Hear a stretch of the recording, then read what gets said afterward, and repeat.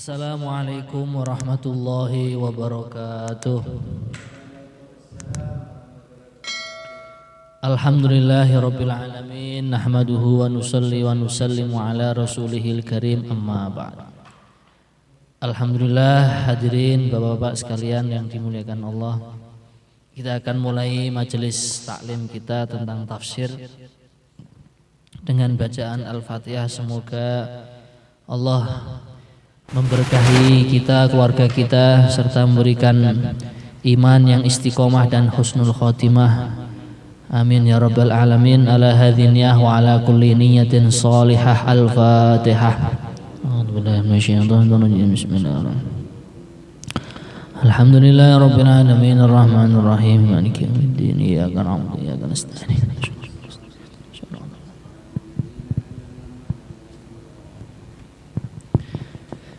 Baik hadirin sekalian, kita lanjutkan pada surat Al-Baqarah ayat 225 ya.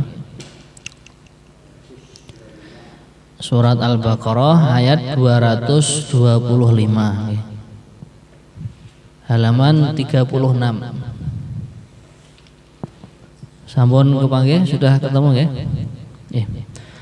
A'udzu billahi minasy syaithanir rajim.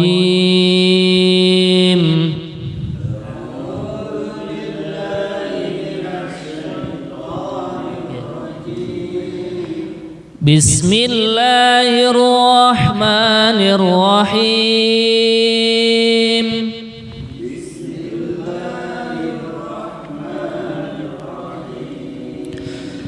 لا يؤاخذكم الله باللغو في أيمانكم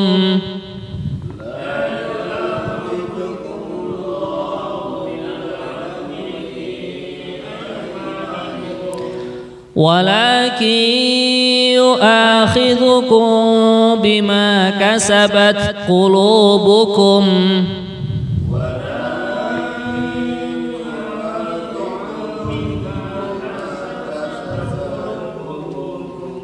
والله غفور حليم.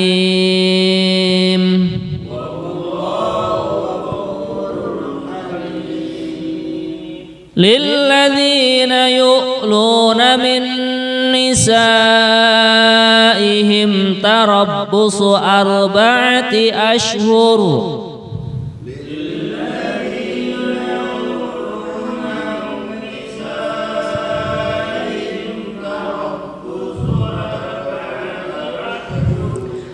فإن فاءوا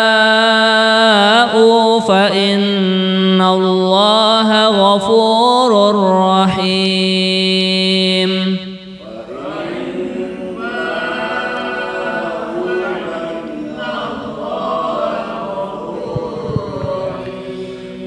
وإن عزموا الطلاق فإن الله سميع عليم.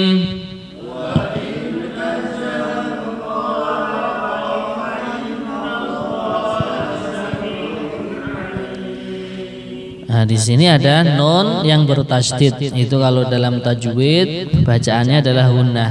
Fa in, ngoten nggih. Wa in azamut talaqa fa innallaha sami'un alim.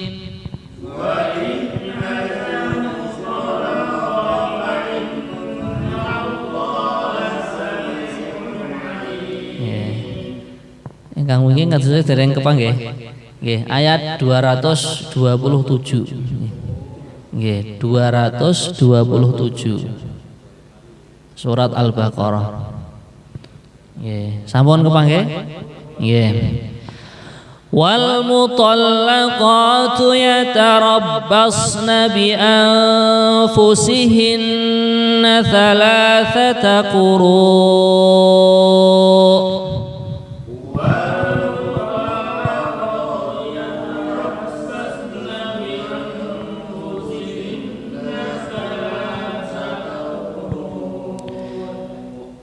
ولا يحل لهن أن يكتمن ما خلق الله في أرحامهن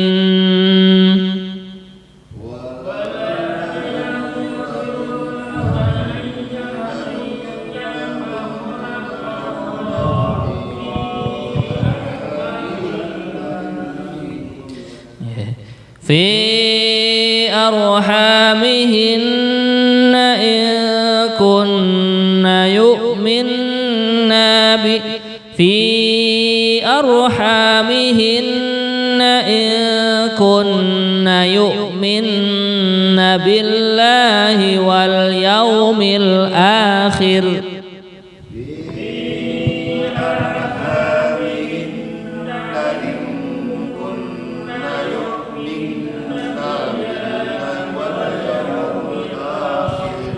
Nah, di sini banyak contoh gunah ya.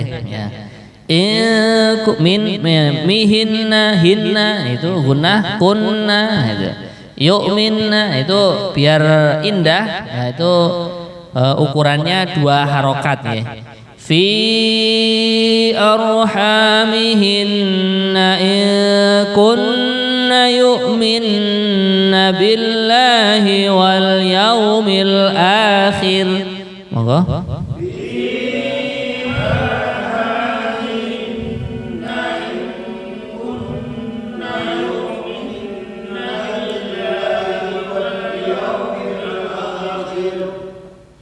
Baik. Wa bu'ulatuhunna ahaqqu biraddihinna fi dzalik.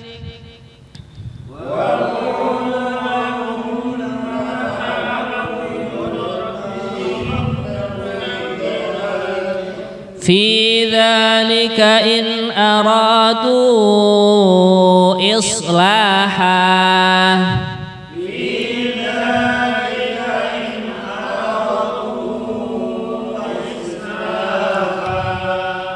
ولهن مثل الذي عليهن بالمعروف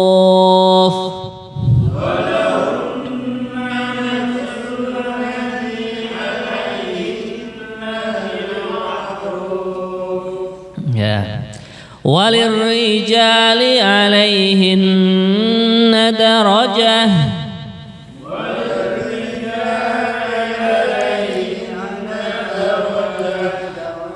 والله عزيز حكيم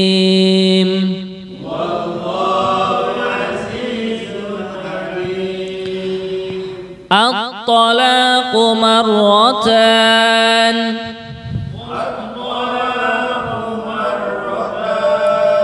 فإمساك بمعروف أو تسريح بإحسان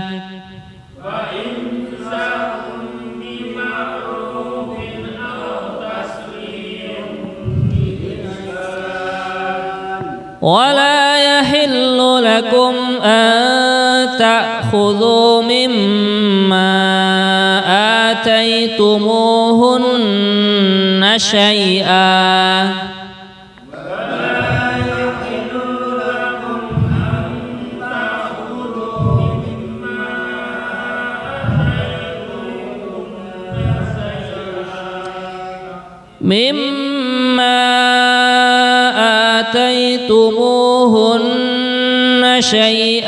إلا أن يخافا ألا يقيما حدود الله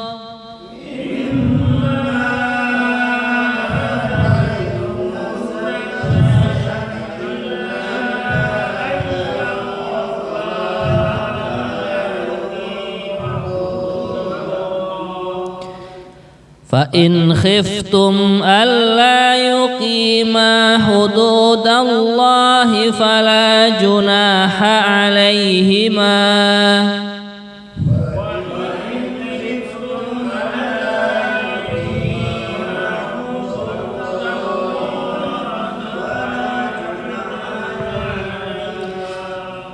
فلا جناح عليهما فيما افتدت به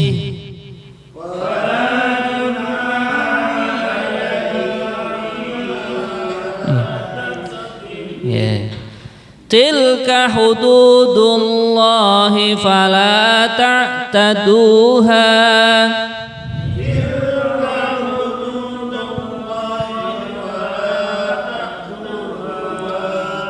ومن يتعد حدود الله فأولئك هم الظالمون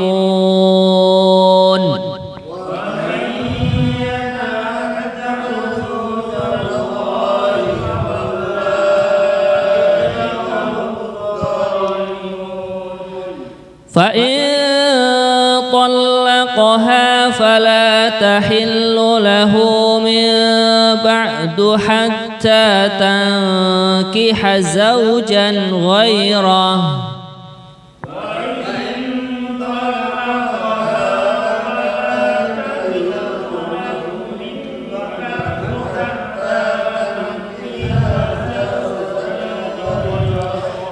فإن طلقها فلا جناح عليهما أن يتراجعا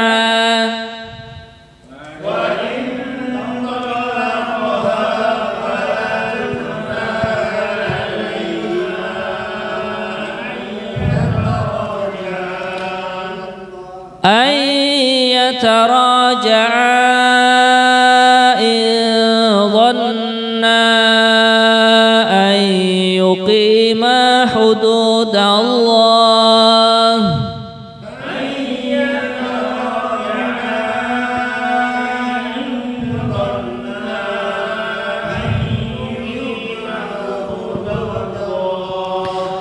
وتلك حدود الله يبينها لقوم يعلمون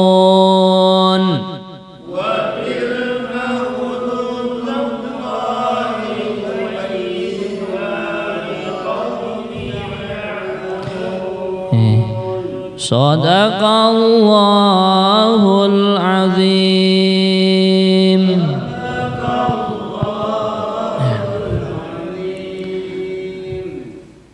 Alhamdulillah kita telah membaca beberapa ayat dari Al-Quran. Semoga bacaan kita diterima di sisi Allah Subhanahu wa Ta'ala. Boleh santai dulu, minum dulu ya. Alhamdulillah.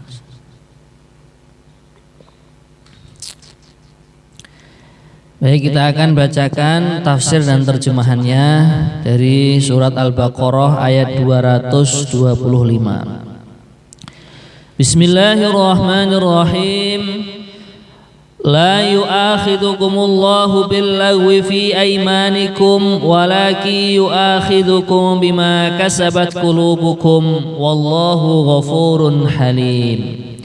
Yang artinya, Allah tidak menghukum kamu karena sumpahmu yang tidak kamu sengaja, tetapi Dia menghukum kamu karena niat yang terkandung dalam hatimu. Allah Maha Pengampun lagi Maha Penyantun. Jadi hadirin sekalian yang dimuliakan Allah Subhanahu wa Ta'ala, ayat ini menerangkan apabila seseorang terlanjur mengatakan sumpah yang dia tidak ada niatan bersumpah lalu dia melanggarnya, ini di sisi Allah Subhanahu wa Ta'ala tidak dihukumi berdosa. Maknanya Allah tidak menghukum kan, tidak menurunkan azab, ya tidak berdosa. Akan tetapi bila mana memang di dalam hati ada niatan yang serius mengucapkan lafaz sumpah, kemudian kok sumpahnya itu tidak dikerjakan, nah maka ini konsekuensinya ya bisa jadi Allah menurunkan siksaan darinya. Akan tetapi di dalam fikih sudah dijelaskan secara detail, bila mana orang bersumpah ingin mengerjakan, sumpahnya itu isinya ingin mengerjakan maksiat. Nah, itu sudah dijelaskan, dia tidak boleh mengerjakan kemaksiatan tersebut, tapi karena sudah terlanjur mengucapkan lafaz sumpah dan dengan niatan dari hati, maka dia nanti berkewajiban membayar kafaroh. Kafarohnya sudah diterangkan dalam kitab fikih. Nah, itu memberi makan 10 orang miskin. Fa'it'amu asyarati masakina min awsati ma tut'imun ahlikum aw kiswatum aw tahriru raqabah, atau memerdekakan budak. Maka di dalam mazhab Imam Syafi'i beliau menyarankan kita jangan mudah-mudahlah berjanji dengan menggunakan nama Allah, bersumpah dengan menggunakan nama Allah atau Asmaul Husna yang sekiranya kita tidak kuat untuk mengerjakan apa yang kita janjikan dengan lafaz Allah tersebut, dengan nama Allah tersebut. Maka dalam ajarannya masyayikh kita atau guru-guru kita, kalau kita ingin berbuat baik kepada seseorang atau niat mengerjakan kebaikan, kita mengucapkan insya Allah itu. Ditaskil 3 hari insya Allah, 40 hari juga begitu, ditaskil kebaikan, diajak kebaikan, kita mengucapkan insya Allah. Kemudian ayat berikutnya, ayat 226, lilladzina yu'luna min nisaihim tarabbusu arba'ati asyhur fa in fa'u fa innallaha ghafurur rahim. Bagi orang yang mengilah istrinya harus menunggu 4 bulan, kemudian jika mereka kembali kepada istrinya maka sungguh Allah Maha Pengampun lagi Maha Penyayang. Ini dulu orang-orang di zamannya baginda Nabi, orang-orang di Quraisy sana, orang-orang Mekah itu punya kebiasaannya itu apa? Mudah berjanji, bersumpah menggunakan nama Allah kalau sedang apa istilahnya orang Jawa, purik dengan istrinya ya, sedang marah dengan istrinya, langsung sumpah dia, wallah saya nggak akan menjima kamu. Inilah yang namanya ilah, sumpah ilah. Sedangkan ya seperti yang kita ketahui, kalau seorang wanita sudah merasakan ya daripada madunya istri suaminya, nah itu kan tentunya ada kepinginan lagi. Maka kita sebagai seorang lelaki jangan mudah-mudah mengucapkan sumpah ilah itu. Sumpah ilah itu tadi bersumpah dengan menggunakan nama Allah atau Asmaul Husna untuk tidak menggauli istri secara mutlak atau 4 bulan lebih. Nah, misalkan istrinya apa gitu ya, kurang kebenaran ketika masa gitu, pokoknya saya nggak akan kumpul dengan kamu selama 5 bulan misalkan, atau 4 bulan lebih gitu kan, atau pokoknya kamu nggak saya kumpuli lagi demi Allah misalkan. Ini namanya sumpah ilah. Lah maka nanti di dalam fikih itu bagaimana? Karena kita sudah terlanjur mengucapkan lafaz Allah dan sedangkan istri juga halal untuk kita gauli. Lah ini diberi waktu sampai 4 bulan. Kalau 4 bulan kok dia masih belum menjima istrinya, belum menggauli istrinya, maka nanti dari pihak pengadilan, kalau di tempat kita pengadilan agama, menyuruh kepada sang suami, kamu menjima istri kamu, kemudian kamu bayar kafaroh sumpah ya, atau kamu ceraikan istri kamu. Nah, karena kasihan, dia sudah 4 bulan tidak merasakan gaul daripada suaminya, sedangkan dia juga masih di dalam naungan suami, belum diceraikan. Nah, maka kebijakan yang diterapkan di dalam agama Islam seperti itu. Setelah 4 bulan istri melapor kepada seorang qadhi atau seorang hakim, mengadukan perihalnya, suami saya sudah berjanji tidak akan menggauli saya selamanya gitu. Nah, terus bagaimana setelah 4 bulan nanti keputusan fikihnya seperti tadi. Si hakim atau pak pengadilan agama memanggil suami, kamu jima istri kamu, kemudian kamu bayar kafaroh, puasa 3 hari atau memberi makan 10 orang miskin atau memerdekakan budak ya, atau kamu ceraikan. Kalau diceraikan kan berarti sudah bukan istrinya si laki-laki yang sumpah ilah tadi. Nanti dia akan mengerjakan masa iddah, setelah itu dia bisa dinikahi oleh laki-laki yang lain. Atau kalau seandainya suaminya tadi ternyata ada rasa iba, rasa sayang, ingin kembali lagi ke istrinya juga boleh. Nah, inilah yang dinamakan sumpah ilah. Maka ini tidak dibenarkan sebenarnya dalam agama itu ya. Kemudian beliau mengatakan, Allah Subhanahu wa taala berfirman dalam ayat yang berikutnya, wa in azamut talaqa fa innallaha sami'un alim. Yang artinya ayat 227, dan jika mereka berketetapan hati hendak menceraikan, maka sungguh Allah mendengar, Allah Maha mengetahui. Jadi di dalam Islam juga istilahnya apa nggih, enggak saklek-saklek banget gitu. Karena memang agama Islam diturunkan oleh Allah kepada baginda Rasulullah SAW untuk disampaikan kepada umat ini adalah merupakan bentuk sayangnya Allah. Ya. Bila mana kita sudah terlanjur, bukan terlanjur, memang sudah punya istri, dan ternyata di dalam hiruk pikuknya rumah tangga memang seorang suami ingin menceraikan istrinya, ini juga boleh. Nah, tapi kalau menurut ulama kita, kalau kita sudah memperistri seseorang, sebenarnya pertimbangan menceraikan itu dua saja katanya. Satu, istri kita selingkuh, berkhianat kepada kita, naudzubillah min dzalik. Kemudian yang kedua, istri kita murtad, naudzubillahi min dzalik. Kalau yang lain, kalau laki-laki sudah mengucapkan di depan seorang penghulu, qabiltu nikahaha wa tazwijah, saya terima akad nikahnya dia dan perkawinan dia dengan mas kawin sekian, itu sebenarnya istri kan di dalam hadis diceritakan, Allah menceritakan, Allah menerangkan itu Sayyidatina Hawa, ibu kita Siti Hawa adalah diciptakan dari tulang rusuknya Nabi Adam. Begitu juga istri kita itu sebenarnya Allah ciptakan dari tulang rusuk kita sendiri. Nah, maka sebenarnya ya kalau sudah menjadi istri itu di situ banyak kecocokannya sebenarnya itu. Nah, tinggal bagaimana kita sebagai seorang suami atau orang laki-laki ini membina rumah tangga yang Allah berikan kepada kita.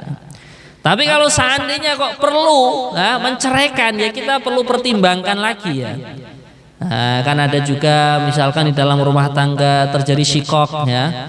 Kok rumah tangga kok isinya tengkar terus. Nah, fa in khiftum shiqaqa bainihima fab'atu hakaman min ahli wa hakaman min ahliha, itu kan.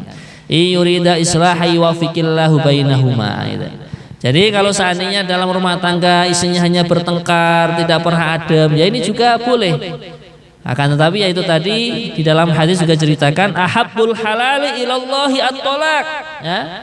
Perkara halal menurut Allah Subhanahu wa taala tapi Allah tidak suka, Allah membencinya, itulah yang namanya tolak atau menceraikan istri gitu. Maka di sini kalau seandainya orang laki-laki atau suami kok berazam niat yang kuat untuk menceraikan istri, ya Allah Maha mengetahui juga Maha mendengar gitu.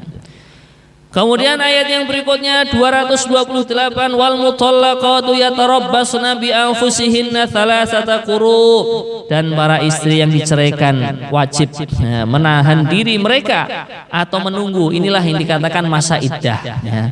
Menunggu 3 kali quru atau 3 kali persucian ya, sudah pernah kita terangkan di dalam fikih itu. Jadi misalkan ini suci dicerai, nah, maka ini sudah dihitung 1 quru. Nah, haid, suci, haid, ya toh, suci, ya, yang 3 kali masuk haid yang ketiga, nah ini sudah habis masa iddahnya. Si istri tadi ketika sudah habis masa iddahnya, kalau dengan 3 kali persucian, nah, dia sudah boleh diperistri oleh orang laki-laki yang lainnya. Wala yahillu lahunna yaktumna ma khalaqallahu fi arhamihinna in kunna yu'minna billahi wal yawmil akhir. Tidak boleh bagi mereka menyembunyikan apa yang diciptakan Allah dalam rahim mereka jika mereka beriman kepada Allah dan hari akhir, dan para suami mereka lebih berhak kembali kepada mereka dalam masa itu jika mereka menghendaki perbaikan, dan mereka para perempuan mempunyai hak seimbang dengan kewajibannya menurut cara yang patut, tetapi para suami mempunyai kelebihan di atas mereka. Allah Maha Perkasa lagi Maha Bijaksana. Ini maksudnya bila mana seorang suami sudah menceraikan istri, kan dia masih di dalam masa iddah. Nah, kok ternyata di dalam perutnya si istri itu ada benih dari suami yang menceraikannya, ya dia harus terus terang istrinya itu. Berarti nanti masa iddahnya bukan dengan 3 persucian. Karena rata-rata bila mana seorang wanita sedang hamil, dia kan tidak mengalami menstruasi atau haid, ya kan? Nah, dia harus terus terang. Oh, ini saya diceraikan suami, ternyata di dalamnya ada si jabang bayi, ada janinnya. Maka nanti masa iddahnya adalah dengan melahirkan. Gitu. Maka ini jika seorang istri harus terus terang, gitu kan. Kemudian Allah Subhanahu wa taala menerangkan di sini, wa bu'ulatuhunna haqqu bi raddihinna fi dzalika in aradu islaha, bila mana sudah kadung, sudah terlanjur diceraikan. Nah, ternyata di dalam masa iddah suami nyari istri lagi ke sana kemari nggak ketemu, kemudian juga si istrinya pontang-panting mencari nafkah. Akhirnya apa? Nah, terjadilah saling kasihan mengasihani, akhirnya ingin kembali atau ingin rujuk, maka ini masih diperbolehkan bila mana masih di dalam masa iddah. Bila mana sudah selesai masa iddahnya, bila mana cerainya itu belum cerai 3, masih 1 dan 2, suami pun boleh kembali kepada istri. Tapi nanti kalau sudah habis masa iddah harus dengan akad nikah yang baru. Jadi kalau tertibnya di Indonesia ya datang kepada Pak KUA, gitu. Misalkan seperti itu. Kalau misalkan siri ya kepada Pak Kiai. Nah, nanti ya ditanya dulu menceraikannya tanggal berapa, bulan apa, kemudian istri itu dalam keadaan hamil atau tidak. Nah, kalau memang sudah betul-betul dinyatakan habis masa iddahnya, ya dinikahkan dengan akad nikah yang baru lagi. Walahunna mithlul ladzi 'alaihinna bil ma'ruf walirrijali 'alaihinna darajah. Nah, ini artinya dan para suami mereka lebih berhak kembali kepada mereka dalam masa itu jika mereka menghendaki perbaikan, dan mereka para perempuan mempunyai hak seimbang dengan kewajibannya menurut cara yang patut, tetapi para suami mempunyai kelebihan di atas mereka. Allah Maha Perkasa lagi Maha Bijaksana. Jadi hadirin sekalian yang dirahmati Allah Subhanahu wa taala, walaupun istri itu seorang wanita, dia juga punya hak-hak yang harus kita muliakan. Punya hak-hak yang harus kita angkat hak mereka, jangan terus diremehkan mentang-mentang seorang perempuan, kemudian laki-laki lebih kuat, ar-rijalu qawwamuna 'alan nisa, terus istilahnya apa, dipukul dan lain sebagainya, apa istilahnya KDRT ya. Nah, ini tidak boleh diberlakukan seperti itu ya. Tetap seorang istri walaupun mereka itu dari kaum hawa atau kaum wanita, mempunyai hak-hak yang harus dijunjung tinggi oleh para suami. Begitu juga seorang suami punya hak yang sebenarnya lebih tinggi daripada istri, yang mana istrinya harus menjaganya, harus merawatnya, harus menjunjung tinggi pula gitu. Maka disinilah bagaimana keseimbangan yang Allah terangkan di dalam Al-Quran ini menunjukkan bahwasanya agama Islam adalah betul-betul sempurna sebagaimana yang akan diterangkan di dalam ayat-ayat yang lain. Baik, ayat yang berikutnya 229, at-talaqu marratan fa imsakum bima'ruf aw tasrihum biihsan, yang artinya tolak yang dapat dirujuk itu 2 kali. Nah, ini tolak 1 dan tolak 2. Ini tentunya pembicaraan kita di dalam wanita yang hurrah atau wanita yang merdeka, bukan wanita yang budak gitu. Itu hak tolaknya itu sampai 3 gitu. Jadi yang boleh dirujuk tanpa mengerjakan akad nikah yang baru, mahar yang baru, bila mana tolaknya adalah masih 1 dan tolak 2. Fa imsakum bima'rufin aw tasrihum biihsan, maka setelah itu suami dapat menahan dengan baik atau melepaskannya dengan baik. Nah, jadi kalau kita mempunyai istri, kita pertahankan, ya kita baiki mereka. Bila mana terpaksa kita ceraikan, ya dengan salah satu dari 2 pertimbangan tadi, karena dia tidak punya amanah, maknanya selingkuh dan lain sebagainya, kemudian yang kedua murtad, ya kita lepaskan dengan baik-baik. Bukannya terus dilepaskan sambil dipukuli, sambil di KDRT, begitu tidak. Nah, dulu jumpanya baik-baik. Ini kalau seandainya memang secara syar'inya perlu dilepas, perlu diceraikan, ya juga diceraikan dengan baik-baik. Wala yahillu lakum an ta'khudhu mimma ataitumuhunna syai'an illa ay yakhafa alla yuqima hududallah. Nah, ini yang artinya tidak halal bagi kamu mengambil kembali sesuatu yang telah kamu berikan kepada mereka, kecuali keduanya suami dan istri khawatir tidak mampu menjalankan hukum-hukum Allah. Jadi dalam hubungan suami istri, dalam hubungan berkeluarga, Mungkin suami pernah membelikan sepeda motor, mungkin pernah membelikan apa begitu nggih. Nah, itu kalau sudah terjadi cerai ya jangan diminta lagi. Enggak boleh. Nah, kecuali kalau seandainya sudah sepakat, suami istri sepakat. Ya, misalkan istrinya pernah dibuatkan usaha ternak ayam, ternak apa gitu. Akhirnya setelah cerai, istrinya sudah angkat tangan, sudah mas saya sudah nggak mampu menangani usaha yang pernah jenengan berikan kepada saya. Sekarang saya kembalikan ke jenengan. Kalau begitu ya nggak masalah. Kalau seandainya terjadi perceraian. Ya. Kemudian Allah Subhanahu wa taala mengatakan fa in khiftum alla yuqima hududallah fala junaha alaihima fi maftadat bih. Yang artinya jika kamu atau wali khawatir bahwa keduanya tidak mampu menjalankan hukum Allah, maka keduanya tidak berdosa atas bayaran yang harus diberikan oleh istri untuk menebus dirinya. Ini maksudnya hukum khulu'. Jadi sudah dinikahkan antara anak kita dengan seorang wanita. Nah, ternyata si suaminya itu tidak bertanggung jawab, tidak mau mengayomi istri, tidak mau menafkahi. Akhirnya istrinya juga pontang-panting. Akhirnya bagaimana? Istrinya juga, saya ini seorang wanita yang Allah memang menciptakan wanita itu dalam keadaan lebih lemah daripada laki-laki kok. Gak pernah diberi nafkah. Anak sudah waktunya sekolah, bayar SPP dan lain sebagainya juga nggak pernah dipikirkan oleh suami. Ya sudahlah, saya nggak kuat. Istri akhirnya mengajukan khulu', membayar kepada suami. Sudah mas, saya tak bayar kesampean jenengan sekian, sekarang jatuhkan tolak kepada saya. Nah, maka kalau suaminya menerima, bayarannya tadi diambil, nah maka ini terjadi khulu' namanya. Nah, kalau khulu' namanya menjadi tolak bain sughra. Maknanya kok nanti suami pengen kembali lagi, ya tidak boleh dengan rujuk, bolehnya dengan akad nikah yang baru. Kemudian Allah Subhanahu wa taala menerangkan juga tilka hududullahi fala ta'taduha wa may yata'adda hududallahi fa ulaika humudz zalimun. Yang artinya itulah hukum-hukum Allah, nah, atau peraturan-peraturan di dalam agama Allah, maka janganlah kamu melanggarnya. Barang siapa melanggar hukum-hukum Allah, mereka itulah orang-orang yang zalim. Nah, makanya penting sekali bila mana orang itu ingin mengerjakan suatu amalan di dalam Islam, nah itu mengetahui tentang ilmu-ilmunya.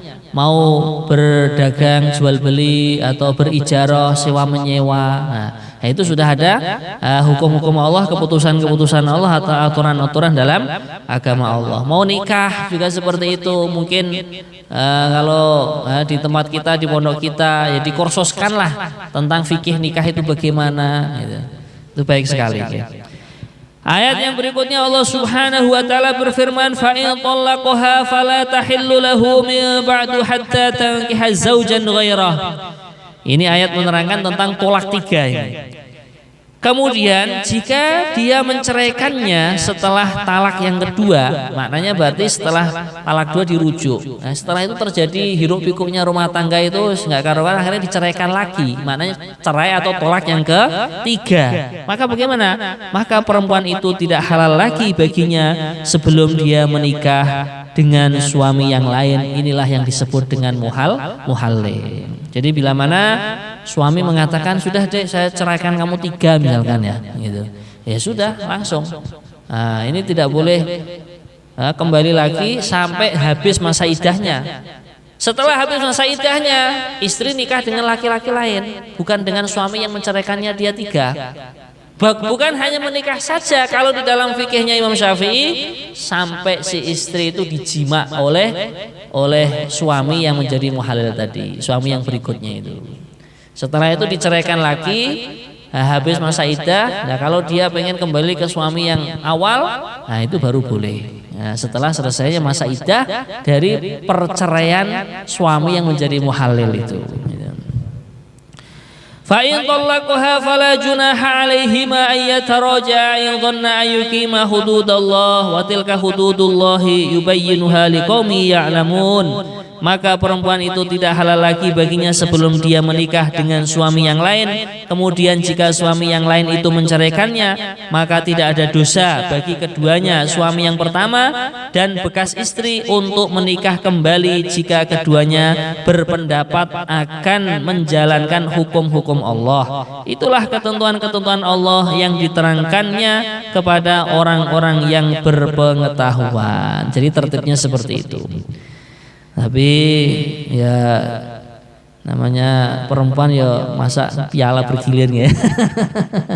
Ya sebaik-baiknya ya perempuan ya itulah yang menjadi istri kita. Bahkan apa istilahnya, cinta sehidup semati. Tapi kalau mati juga suaminya nggak mau masuk kuburan. Maknanya ya hidup bareng sama suami istri. Nah, cita-cita kita juga nanti di surga bareng sama istri kita. Makanya di dalam rumah tangga perlu ada pendidikan agama, biar istilahnya apa, Allah turunkan sakinah, mawaddah, warahmah. Maka kalau masyarakat kita ingin hidup itu bahagia, tentram, bagaimana? Di dalam rumah kita hidupkan suasana taklim. Nah, kalau mungkin kita mau ngaji sama istri begini mungkin ya agak berat lah kita menerangkan pakai bahasa Arab. Ya, sekarang sudah dipermudah, masya Allah, ada fadilah amal, ada fadilah sedekah, fadilah muntakhab hadis ya. Nah, itu yang bila mana kita baca itu ya rata-rata alhamdulillah kehidupan rumah tangga itu Allah memberikan sakinah, mawaddah, warahmah. Intinya di dalam kehidupan berumah tangga, bila mana ada majelis-majelis agama, entah baca Al-Quran bareng, baca Yasin bareng, mungkin sholat tahajud bareng, nah di situ nanti Allah akan turunkan keberkahan-keberkahan sehingga Allah akan membina keluarga kita. Baik, mungkin sebelum ditutup ada yang bertanya, silakan. Nggih, monggo. Nggih. Nggih.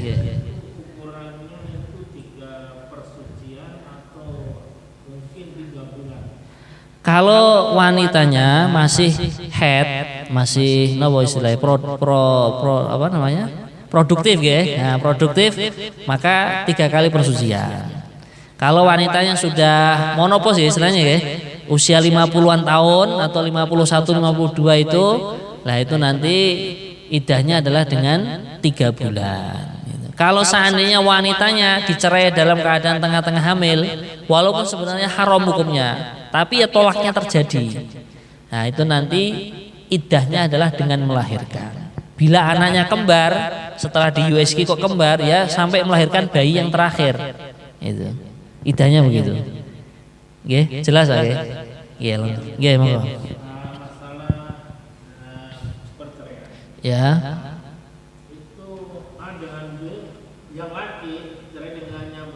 Iya. Sekian 5 tahun berapa? Iya. Iya. Tapi yang perempuan belum nikah. Iya. Akhirnya yang laki itu cerai lagi, kembali lagi kepada yang perempuan. Yang laki cerai dari istri yang kedua. Ya, terus belum mau nikah. Ya, terus boleh nggak kembali ke istri? Boleh. Selagi si istrinya tadi kan sudah dinyatakan belum menikah lagi kan, berarti nanti kembalinya ya dengan akad nikah yang baru. Bukan dengan hanya lafadz rujuk, saya kembali kepadamu deh, nggak bisa, karena kan sudah 5 tahun. 5 tahun ini kan sudah dipastikan kalau wanita masih produktif kan dia sudah selesai masa iddah kan, karena ya, iddahnya kan dengan 3 kali persucian, dan 3 kali persucian ya kurang lebihnya 3 bulan sebenarnya. Itu. Ya boleh kembali lagi, tapi dengan akad nikah yang baru. Nggih, monggo Bapak. Oh sami. Oke, insyaallah nggih. Nggih, ada yang bertanya lagi silakan. Nggih, monggo Mas.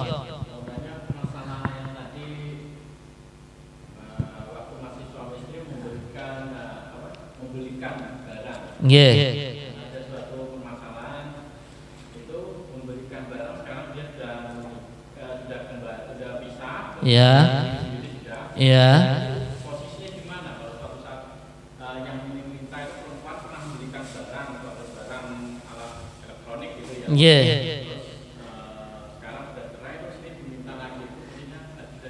Ya tetap tidak boleh, walaupun yang memberikan hadiah itu istri. Nah, kemudian setelah cerai sama-sama nikahnya, lah kok diminta lagi itu ya kalau meminta kembali barang yang sudah kita berikan kepada orang lain itu ibarat anjing yang muntah kemudian dijilat lagi atau dimakan lagi. Makanya dalam hukum agama sebenarnya tidak boleh. Tapi kalau seandainya suaminya legowo, dijaluk tak weh neneh, bukan masalah. Tinggal kembali kepada yang diminta. Tapi kalau seandainya hukum aslinya tidak boleh. Gitu. Kalau barang kok sudah kita hibahkan atau sudah kita berikan kepada orang lain, ya sudah. Kok minta kembali, yaitu ibaratnya itu tadi orang meludah terus dijilat lagi. Ngaten nggih? Nggih, baik insyaallah.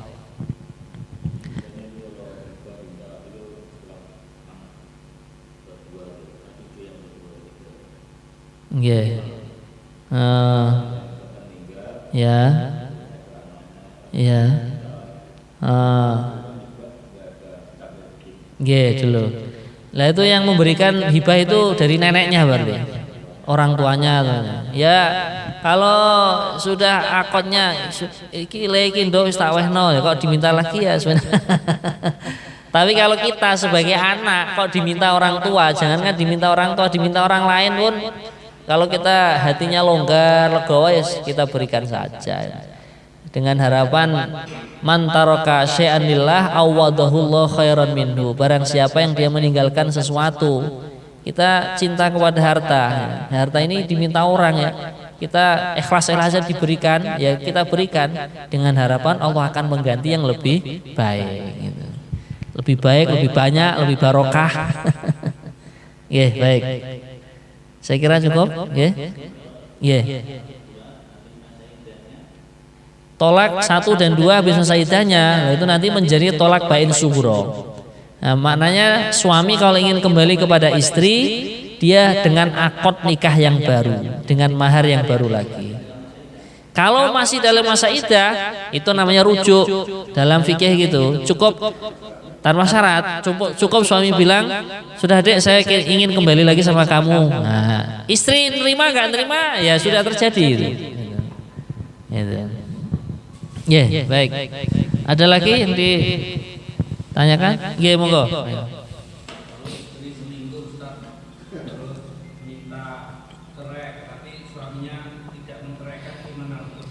Boleh, tetap boleh. Di zaman sahabat ada seorang sahabat laki-laki yang mengadu kepada Nabi, ya Rasulullah, tangannya istriku sering dipegang laki-laki lain. Maksudnya itu bahasa kinayah aja, maksudnya ya sering selingkuh lah. Terus Rasulullah tanya, lah kamu masih senang benda? Senang ya Rasulullah. Kalau senang ya sudah, tutupi aibmu, kamu kembali lagi ke istrimu. Gitu. Tapi kalau seandainya istri nggak mau, ya bagaimana? Dipaksa.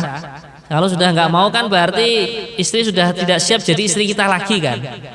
Cuman itu bahaya. Di dalam hadis ada yang menerangkan bila mana seorang suami masih berkemampuan memberikan nafkah kepada istri dan juga suami tidak mengerjakan perkara-perkara yang dilarang di dalam agama dalam rumah tangga ya, contohnya KDRT tadi.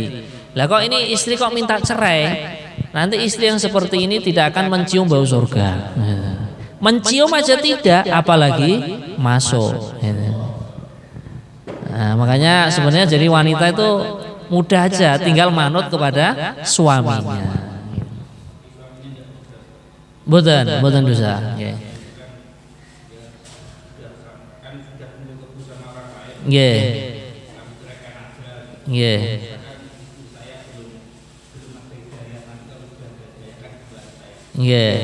Nah ya kalau begitu ya suaminya bersabar sebentar sambil buat amalan.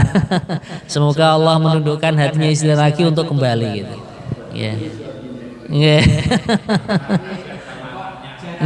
Kasihan sama anaknya. Tadi kalau pertimbangan menceraikan arahan dari kiai kita seperti itu. Istri kita tidak punya amanah atau selingkuh tadi, yang kedua murtad. Cuman kalau seandainya istri selingkuh pun kita pertimbangkan anaknya kasihan, ya sudahlah kita maafkan. Atau mungkin sekarang sudahlah rahimnya dibersihkan dari sperma yang sudah terlanjur masuk dari laki-laki lain tadi kan, dikuret dan lain sebagainya tadi sudah dinyatakan bersih, terus ingin kembali lagi ke suaminya atau suaminya ingin baikan lagi, ya itu hak daripada seorang suami. Semoga majelis kita barokah Pak. Kita akhiri dengan kafaratul majelis. Subhanallah wa bihamdihi, subhanallah wa bihamdika, asyhadu an la ilaha illa anta, astaghfiruka wa atubu ilaik. Kurang lebihnya mohon maaf. Assalamualaikum warahmatullahi wabarakatuh.